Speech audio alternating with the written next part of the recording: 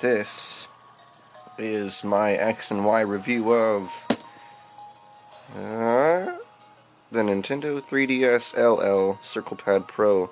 I got my shirt, my shoes, my tie, and my vest. The only foot I put forward is my best. I play Legend of Zelda. You know I'll pass any test. It's made for the XL. Looking at the thing, you can tell it's made for the XL. It's not going to work for the 3DS, the DSi, XL, the DSi, the DS Lite, or the original Fat DS. Oh my god, those were the days. This is the LL. It's Japanese, moon runes. This is the XL, it's English. It's not region locked, it's my point. It's made for 3DS XL or LL, whatever the L in the Japanese stands for. Right here you have the battery goes, one AAA battery included in the box. Extra trigger button is RZ, R, circle. The DS just fits in like that, smooth and it's not going anywhere. Like, it covers up the R button a little bit, which is, it gives you a replacement R button along with a second R. The L button remains untouched, and the notch thing, perfect fit. So now with the Circle Pad Pro attached, I can run left, can run right, and without having to smudge my touchscreen or stop moving to change with the directional plus sign, I now have this awesome circle pad.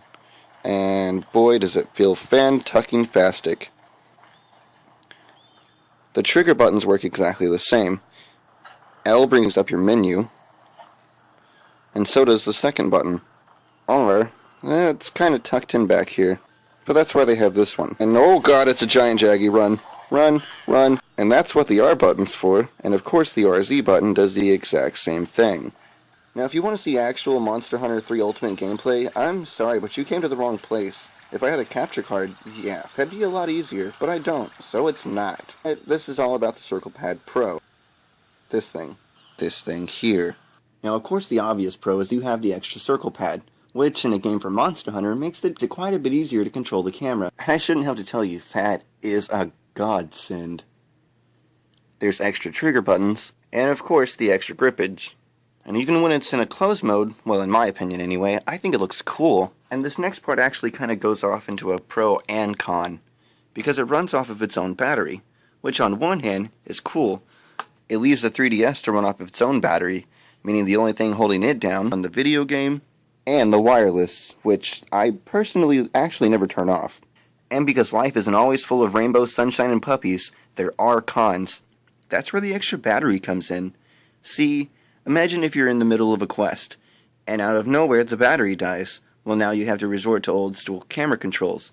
And if you're like me, where you've already removed the camera control from the touch area, giving way to all the other options you can use the touchscreen for, you'll have to resort to using your directional pad, or pausing your game, thereby even making your friends wait on you, if you're in a quest with other people, so that you can change out the battery. Hope you have a screwdriver. Depending on how I hold it, my left hand gets a little crampy, but nothing major.